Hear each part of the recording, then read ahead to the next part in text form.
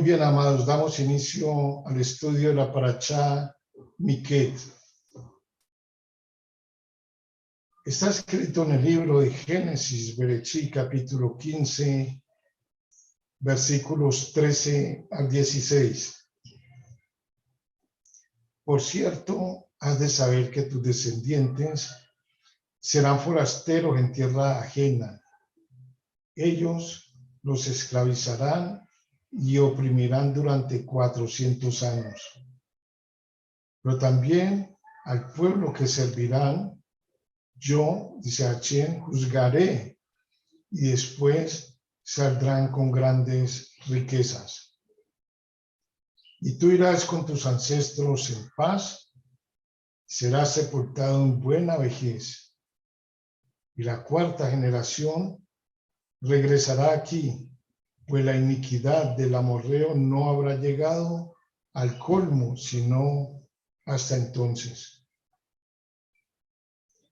Amados, había llegado el momento del cumplimiento de esta parte de la profecía que Hashem le había dado a Abraham. Joseph había sido encarcelado. Ahora era el tiempo para liberarlo y dar inicio a los acontecimientos que llevarían a Jacob junto con toda su familia a la tierra de Egipto. Joseph, a esta altura de la narrativa, tenía 30 años de edad. Su padre, Jacob, tenía 120 años y Isaac tenía 180 años. Enseñan los sabios de Israel que el que camina rectamente camina seguro, pero el que pervierte sus pasos será conocido. Está escrito en el libro de Proverbios, capítulo 10, versículo 9. El que camina rectamente significa el hombre que sigue los caminos de la Torá. Y uno así camina seguro, no pudiendo dañarlo las fuerzas malignas del mundo. Pero el que pervierte sus caminos y se aparta del camino de la verdad será conocido. Es decir, se volverá un hombre marcado para todos los ejecutores de juicio. Y su imagen nunca será olvidada hasta que sea llevado al lugar asignado para su retribución. Pero el que anda por el camino de la verdad, Dios, Hashem, lo toma bajo su amparo, de modo que no sea conocido o reconocido por los ejecutores de juicio. Felices los que andan por el camino de la verdad y así marchan seguros en el mundo, sin temor en este mundo y en el mundo por venir. De ahí que corresponde a un hombre afanarse lo más posible en este mundo para fortalecerse en el Todopoderoso, nuestro Creador, y poner su confianza en Él. Porque entonces, aunque pueda haber pecado, si se arrepiente con todo su corazón, como su fortaleza está en el santo, será como si no hubiera pecado. Los hermanos estaban asustados a causa de su pecado al haber robado a Joseph.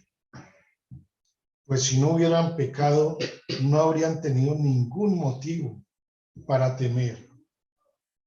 Porque solamente los pecados de un hombre quebrantan su coraje y lo privan de fuerza. Enseña el libro El poder de la gratitud de Joyce Meyer que la rosa es sin ninguna duda una de las flores más hermosas y deseadas que Hashem ha creado. Pero cada rosa crece con espinas. La vida se le parece mucho y cada uno debe decidir si puede estar agradecido por la rosa mientras lidia con las espinas. El apóstol Santiago enseña que deberíamos estar extremadamente gozosos en nuestras pruebas, sabiendo que nos harán bien. El bien que procede de ella es la perseverancia o resiliencia. Resiliencia es como la capacidad de mantenernos emocionalmente estables, espiritualmente maduros y haciendo lo correcto continuamente, aun cuando estemos dolidos o en situaciones difíciles. A nadie le gusta la dificultad, pero mientras nos enojemos por la dificultad, más fácil o más difícil lo haremos. Todo depende de nosotros. ¿Cómo lidiemos con ella? Nunca llegaríamos quizás a apreciar o agradecer los buenos tiempos de la vida si nunca experimentáramos dificultades, situaciones adversas. Muchos estamos extremadamente agradecidos por todo lo que Dios ha hecho por nosotros. Dios, Hashem, nos ha dado gloria en lugar de ceniza, como prometió en el libro de Isaías y Esayahu, capítulo 61, versículo 3. Refiriéndose a que Él nos ha quitado todo lo malo que habíamos experimentado en la vida y ha creado algo hermoso a partir de ello. Hashem nos ha liberado y se ha llevado lo que Hasatán alguna vez quiso utilizar para dañarnos e hizo que sirviera ahora para nuestro bien. Toda esta idea viene de la historia de Joseph, como relata la Torá en el libro de Génesis, Bereshit, desde el capítulo 37. Los hermanos de Joseph tenían tanto celo de él que lo vendieron como esclavo en Egipto, donde sufrió por muchos años, como está documentado en el libro de Bereshit, capítulo 37, capítulo 26, capítulo 39. Finalmente, Dios actuó a favor de Joseph y este terminó como segundo al mando después de Faraón, como lo explica el libro de Bereshit, capítulo 41. Dios le proveyó a Joseph de sabiduría y estrategia para almacenar grandes cantidades de grano en Egipto, y cuando llegó la hambruna a Egipto y las naciones vecinas, la gente acudía a él para conseguir alimento. Sus hermanos, los de Joseph, viajaron a Egipto buscando alimento, pero no lo reconocieron porque había pasado muchos años desde que lo habían visto por última vez. Cuando Joseph les reveló quién era, se quedaron atónitos, pasmados, como dice el libro de Génesis en el capítulo 45. Aunque él de inmediato les mostró amabilidad, enseguida tuvieron miedo de que se vengara de ellos, como está escrito en Génesis capítulo 50.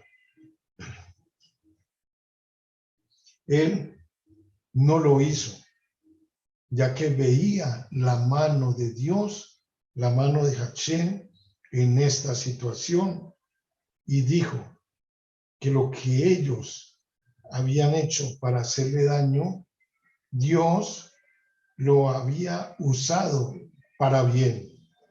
Está escrito en el libro de Génesis capítulo 50, versículos 19 al 20.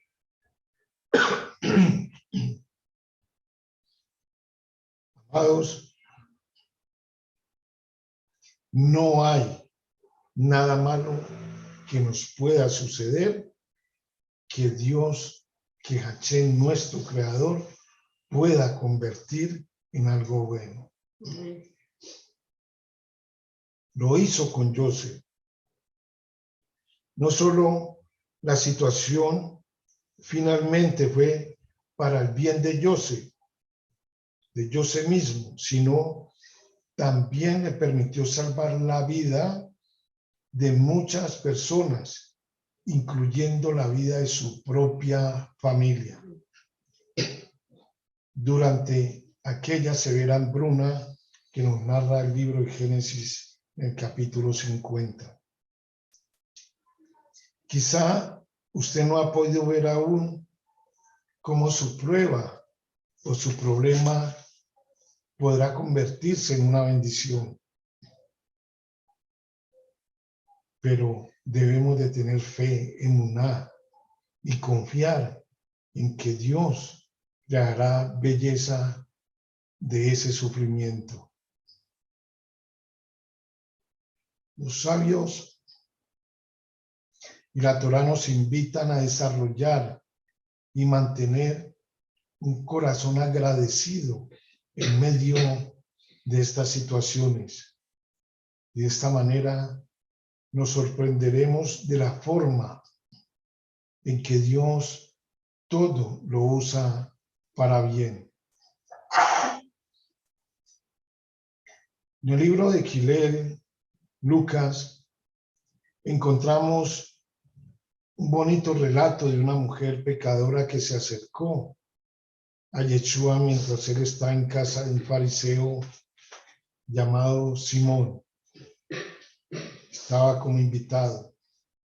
Está escrito en el libro de Hillel, Lucas, capítulo 7, versículos 36 al 50. Ella se acercó con un frasco de alabastro lleno de perfume fino, el cual valía el salario de todo un año. El versículo 38 dice, llorando, se arrodilló detrás de él a sus pies. Sus lágrimas cayeron sobre los pies de Yeshua y ella los secó con sus cabellos. No cesaba de besarle los pies y les ponía perfume. Los fariseos quedaron impactados e indignados de que Yeshua permitiera que una mujer pecadora como ella se le acercase y lo tocara. Además, ella se había soltado el cabello para secar sus pies. Y una mujer en esos tiempos nunca se soltaba el cabello y mucho menos en público, porque se consideraba una mujer indecente. Esta mujer rompió todas las reglas de aquella época para llegar a Yeshua y demostrarle su amor por él. Yeshua reprendió a los fariseos por esa actitud crítica, recordándoles que ellos ni siquiera le ofrecieron agua para lavarse los pies cuando entró en la casa, pero ella los había lavado con sus lágrimas. Él dijo, tú no me saludaste con un beso, pero ella desde el momento en que entré, no ha dejado de besarme los pies. Tú no tuviste la cortesía de ungir mi cabeza con aceite de oliva, pero ella ha ungido mis pies con un perfume exquisito. Está escrito en Gilel, Lucas 7:45 al 46. Después dijo Yeshua: te digo que sus pecados, que son muchos, han sido perdonados. Por eso ella me demostró tanto amor. Pero una persona a quien se le perdona poco, demuestra poco amor. Esta historia contiene varios mensajes, siendo uno de ellos que los que han recibido más ayuda son los que más aman. Esta mujer estaba muy agradecida por lo que Yeshua había hecho por ella, porque sus pecados habían sido muchos. Ella dijo: estoy extremadamente agradecida por lo que Yeshua ha hecho por mí, porque no solo yo había pecado mucho, sino que también había sufrido mucho y trato injusto también en mi vida. Dios me ha hecho pasar por mucho, dijo la mujer. Y como dice el profeta Daniel en el capítulo 3, 27, acerca de Sadrach, de Mesach y Abednego, quienes fueron librados del horno de fuego, ni siquiera huelo a humo. En otras palabras, examinando ahora mi vida, nadie se imaginaría nunca la situación en la que yo estaba cuando le entregué mi vida a Dios. Tuve espinas por muchos años, pero he encontrado las rosas. Y puedo decir sin lugar a duda que todo lo que he vivido valió la pena por la gratitud que ahora tengo, por la bondad y la misericordia de Dios para conmigo. Está escrito en el libro de Romanos, capítulo 8, versículo 37. Dice que somos más que vencedores. Es decir, que tenemos la victoria sobre nuestras dificultades antes incluso de que comience la prueba.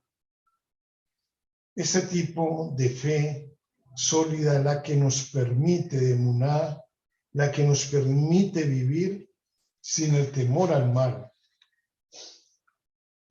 Está escrito en el libro de Proverbios 13, 12. La esperanza postergada enferma al corazón, pero el deseo cumplido es un árbol de vida.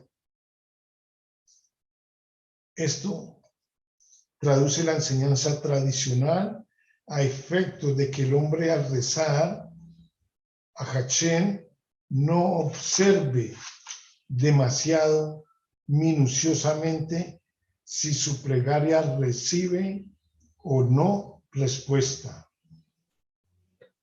¿Para qué?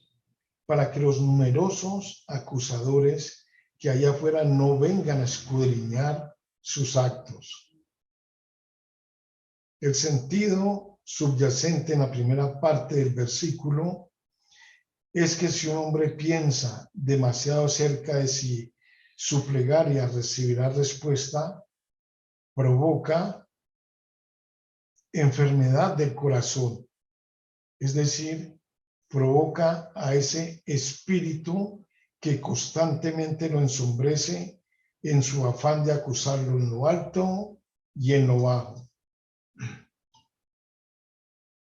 Pero el deseo cumplido es un árbol de vida, es decir, como nos enseña la tradición, quien desea que el santo bendito es acepte su plegaria, será diligente en el estudio de la Torá, que es el árbol de vida, y así el deseo es cumplido.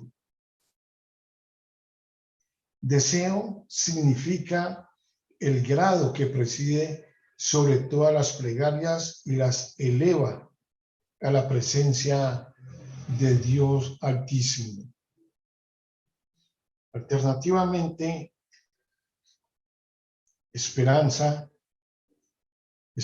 postergada enferma del corazón, es una alusión a ese otro lugar malo, en el que la plegaria del hombre puede ser postergada mientras pasa de mano en mano y así deja de alcanzar su destino, porque pasó de capitán a capitán y fue de nuevo bajada al mundo, es decir, no continuó su camino. Pero el deseo cumplido es un árbol de vida, se refiere a la esperanza que no pasa de uno a otro de esos capitanes, sino que es otorgada al hombre por Dios directamente. Pues si es postergada entre esos capitanes, está expuesta al escudriñamiento y a la crítica de numerosos acusadores que pueden impedir que sea acordada. No ocurre lo mismo con la esperanza que sale directamente de la corte del rey. Esta esperanza es inmediatamente concedida al hombre con independencia de sus méritos. La esperanza postergada enferma al corazón se ejemplifica en Jacob, cuya esperanza con respecto a Joseph fue postergada por largo tiempo, mientras que el deseo cumplido es un árbol de vida. Se ejemplifica en el caso de Benjamín, dado que solo transcurrió un tiempo breve entre el pedido de Joseph de que pudiese ser traído a él y su efectiva llegada, de la que está escrito: y él levantó sus ojos y vio a Benjamín, su hermano, el hijo de su madre. Las palabras el hijo de su madre en este pasaje indican que Benjamín era la misma imagen de su madre. ¿Por qué la escritura repite: y él levantó sus ojos y vio a Benjamín, su hermano? La verdad es que la segunda vez él vio algo nuevo. Previó a través del espíritu de la Rúa que Benjamín tendría una parte junto con sus hermanos en Tierra Santa. Y más aún, que la Shejiná, la presencia divina, descansaría en las partes de Benjamín y de su hermano Judá. Que el templo mismo estaría en la parte de ellos dos. Pues según el tratado talmúdico Jumá, una franja de tierra salía a la porción de Judá y entraron en el territorio de Benjamín, y sobre esta franja fue el que se construyó el templo, el Beit Hamikdash. De allí que Joseph vio que Benjamín estaría unido a ellos más estrechamente que él mismo. Está escrito: y Joseph se dio prisa, se apuró, porque su corazón anhelaba hacia su hermano y buscó dónde llorar, y entró en su cámara y lloró allí.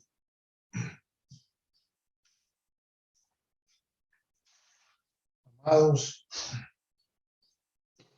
ustedes saben, han pensado lo que sucedió espiritualmente hablando en ese momento.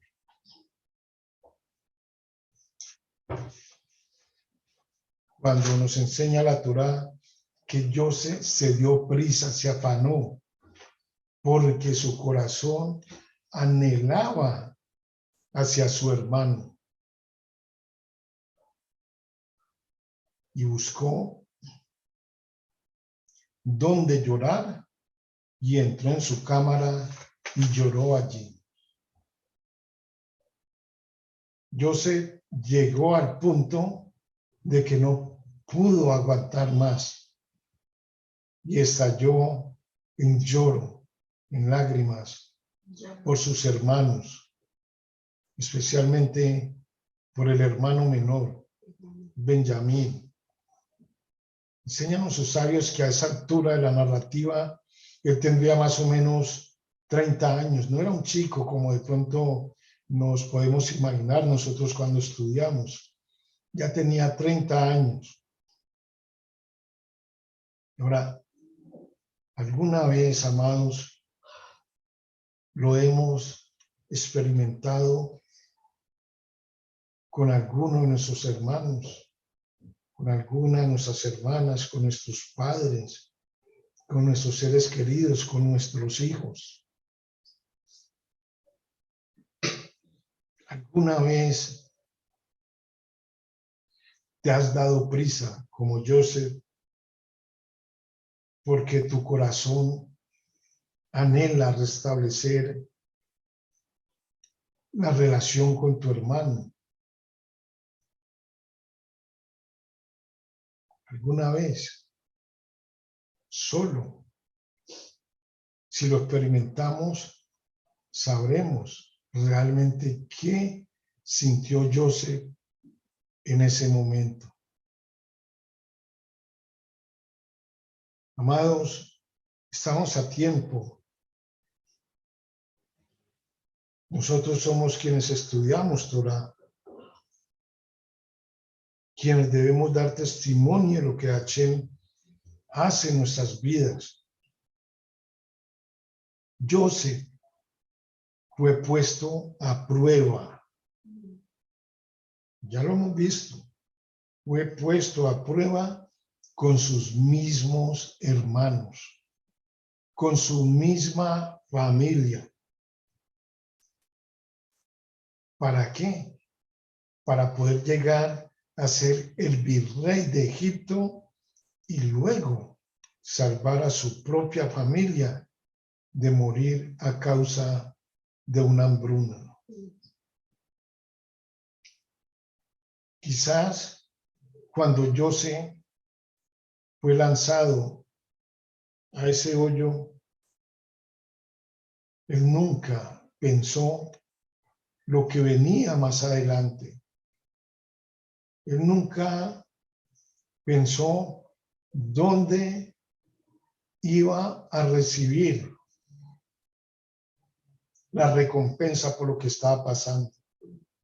Ni dónde, ni cómo, ni cuándo. Cada día, amados, estamos más cerca de la redención. Y rogamos a Hashem que sea pronto y en nuestros días.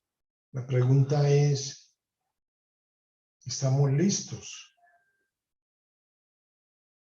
Porque está escrito en el libro de Meir Marcos, capítulo 13, versículos 32 al 37, y corresponde a la parachá que estamos estudiando.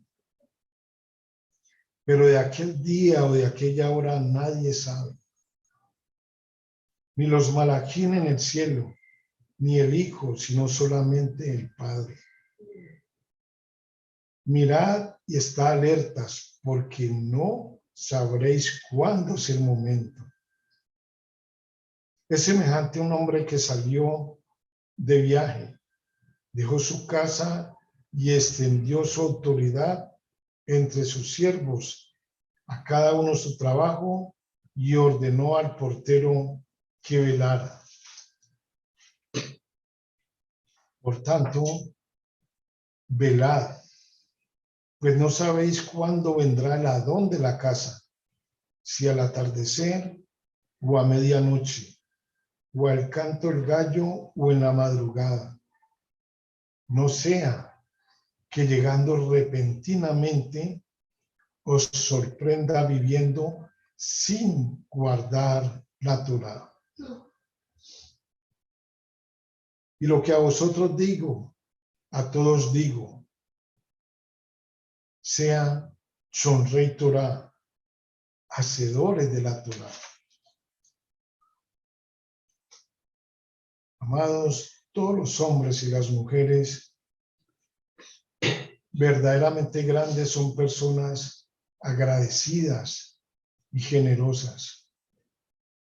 Joseph era una persona agradecida y generosa. Vamos a pensar en estos destacados hombres y mujeres cuyas historias están incluidas en la Torá. Abraham fue generoso con Lot al darle la mejor parte de la tierra cuando sus pastores empezaron a discutir. Escrito en el libro de Génesis 13:5 al 12. Abraham le dijo a Lot, escoge tú el lugar que quieras, el pedazo de tierra que quieras. Y Lot escogió la mejor llanura. José fue generoso con sus hermanos, quienes lo habían maltratado. Les perdonó y proveyó para ellos durante una hambruna. Luego sus hermanos se presentaron ante José, se inclinaron delante de él y le dijeron, aquí nos tienes, somos tus esclavos. No tengan miedo, les contestó José, con palabras sabias. ¿Puedo acaso tomar el lugar de Dios? Es verdad que ustedes pensaron hacerme mal, pero Dios transformó ese mal en bien para lograr lo que hoy estamos viendo, dijo José. Leíamos anteriormente, minutos antes, de que Dios le había dado a José sabiduría. Solo un hombre con esa sabiduría, como la que tenía José, y con esa generosidad, podía decir estas palabras. Dios transformó ese mal en bien para lograr lo que hoy estamos viendo. Salvar la vida de mucha gente. Así que no tengan miedo, yo cuidaré de ustedes y de sus hijos. Y así, con el corazón en la mano, José los reconfortó.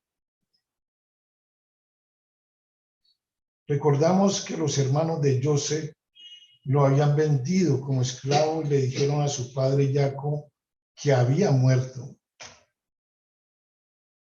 Después experimentó injusticias en cada lugar donde fue. E incluso pasó 13 años en la cárcel por un delito que no había cometido. Pero Dios, Hashem, estaba con él y siguió dándole favor y otorgándole milagros. Con el favor, el ascenso y la autoridad que Dios le dio, podía haberse vengado fácilmente de sus hermanos. Sin embargo, estaba muy agradecido con Dios. Así que respondió al mal que le habían hecho con generosidad y no con venganza. con amor. Fue la persona más justa que había sobre la tierra. Aunque Dios trató con él en cuanto a su superioridad moral. Trataba a otros muy bien, ayudando a los pobres y a los huérfanos. Estamos hablando de Job, como está escrito en el capítulo 1, 8 al 29, 12. Job hablaba de sí mismo. Job dijo estas destacadas palabras: he rehusado ayudar al pobre o he acabado con las esperanzas de las viudas. He sido tacaño con mi comida o me he negado a compartirla con los huérfanos. No, desde la niñez he cuidado a los huérfanos como un padre y a toda mi vida me he ocupado de las viudas. Cuando veía sin vestido a los que no tienen hogar y a los necesitados sin nada que ponerse, les he ayudado. ¿Acaso no me alaban por darles ropas de lana para combatir el frío? Si he levantado la mano contra un huérfano, sabiendo que los jueces se pondrían de mi parte, entonces que se disloque mi hombro, que mi brazo se desconyunte, dijo Job, capítulo 31. Job dijo básicamente que si no usaba su brazo para ayudar a los necesitados, que se le desconyuntara de su cuerpo. Esto demuestra lo importante que es ser generoso con los necesitados, porque la forma de usar nuestro dinero dice mucho sobre cuán agradecidos estamos con la vida que Dios nos dio. Una persona tacaña no puede ser agradecida, porque cuanto más agradecidos estamos, más generosos somos. No tendrán que hablarnos sobre la generosidad ni forzarnos a ser generosos, sino que lo haremos con alegría como Dios desea. El apóstol Pablo Rachaúl dijo a los corintios que no dieran por obligación, sino con alegría, porque Dios ama al dador alegre. Segunda de Corintios capítulo 9, versículo 6 al 7 está escrito: por esto digo, el que siembra escasamente también segará escasamente. El que siembra generosamente, generosamente también segará. Cada uno dé como propuso en su corazón, no con tristeza ni por necesidad, porque Dios ama al dador alegre. No hay mejor manera de darle gracias a Dios por la vista que echando una mano a alguien que esté en la oscuridad. ¿Qué hay de la luz que Dios ha traído a nuestra vida espiritualmente? Estamos agradecidos por la salvación a través de Yeshua, el amor incondicional de Dios y su promesa de no dejarnos nunca. Estamos agradecidos por lo que Dios ha hecho y continúa haciendo en cada momento de nuestras vidas. Si en verdad estamos agradecidos, la prueba se verá con nuestra generosidad. La generosidad de José fue tan grande que después de haber explicado el sueño a Faraón, José concluyó: te aconsejaré. Él había sido contratado solamente, contratado entre comillas, para que explicara el sueño a Faraón. pero solo una persona generosa va más allá de lo que le pide. Joseph concluyó: te aconsejaré cómo salvarte de los años de hambre. Elige a un hombre sabio y comprensivo para hacerse cargo de Egipto, le dijo a Faraón. Deben designarse oficiales para recoger una quinta parte de la producción en los años de abundancia y almacenarlo en los depósitos del faraón. Este cereal será guardado para los 7 años de escasez, para que el país no muera de hambre. Y el faraón estaba muy satisfecho por la generosidad de Joseph. Tiene razón, dijo. Decidió designar a Joseph para que se hiciera cargo del almacenamiento de cereales para los años de hambre.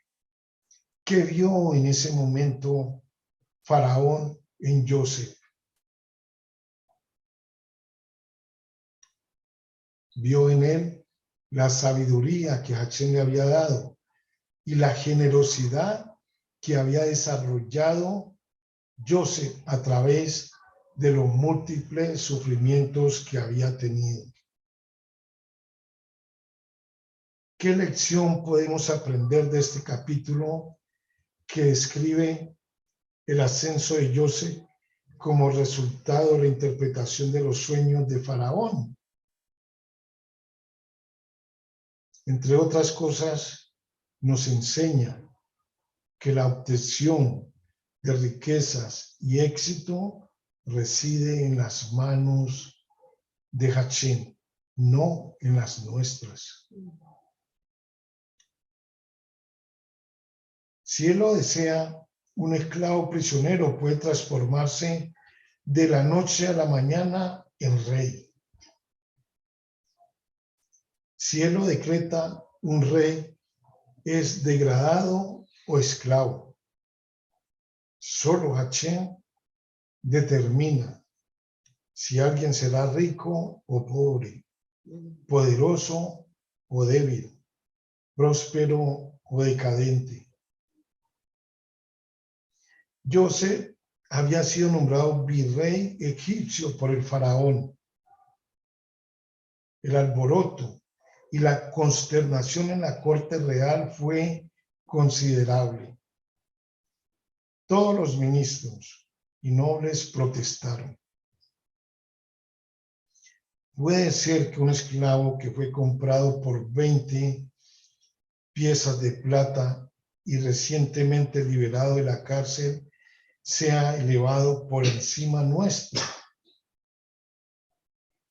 El faraón contestó a sus ministros: este hombre ciertamente no parece un esclavo, parece un hombre libre, hijo de un pueblo grande y noble. ¿Acaso no notan su gracia, su belleza, su refinada personalidad? Definitivamente es un gobernante centímetro por centímetro.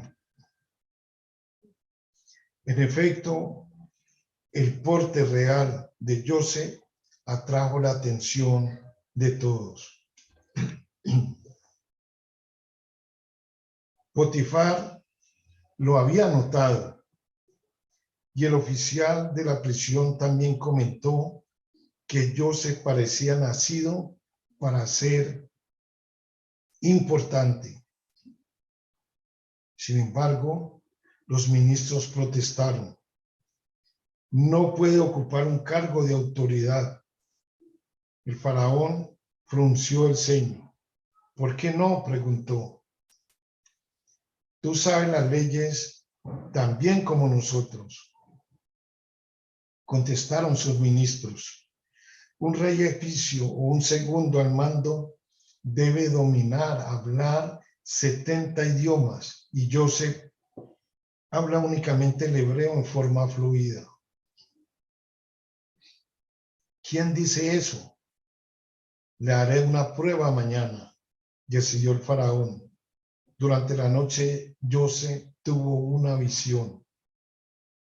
El ángel de Hachén se le apareció y le dijo, te enseñaré 70 idiomas. Si bien José los estudió, no podía recordarlos.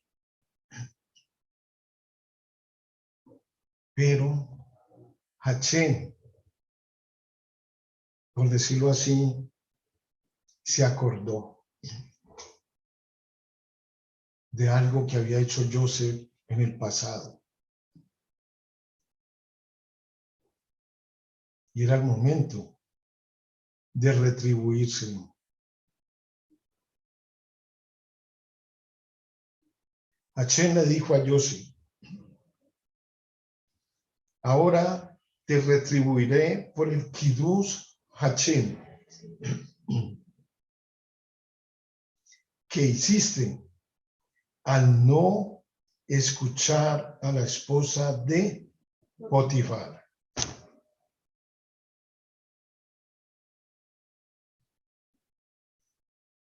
Añadiré una letra de mi nombre divino al tuyo. Entonces, cuando nosotros tenemos cosas guardadas que le agradan a Hachén y se nos presenta una situación de estas como la de José, Dios se acuerda y va y trae. Y de ahí de la bodega, donde tenemos almacenadas numerosas cosas buenas y las trae al presente y nos dice, aquí tienes un remanente y con esto, por esto te voy a ayudar. Y continuamos el camino. Por eso explican nuestros sabios, a los malvados se les da todo aquí en la tierra. Podemos ver personas y decir, hombre, esta persona está haciendo lo malo, esta persona no es generosa, no es buena, y todas las cosas le salen bien. Pero ya sabemos que a aquellas personas se les da todo aquí en la tierra. Y en el Olam Jabá, en el mundo por venir, no tienen nada en la bodega, no tienen nada guardado. Amados, para terminar, Abraham se destacó por su generosidad. Abraham usó su fortuna para hospedar viajeros. Está escrito en el libro de Génesis, Bereshit, capítulo 21, versículo 33. Abraham arriesgó su seguridad física para rescatar a su sobrino Lot. Había sido secuestrado. Y con sabiduría enfrentó su visión monoteísta al mundo pagano que lo rodeaba. Abraham estaba rodeado de paganos. Todas o la gran mayoría de las personas que pasaban, cruzaban por su tienda, eran paganos. Y con mucha sabiduría enfrentó lo que él sabía, el monoteísmo. La tienda de Abraham tenía 4 entradas.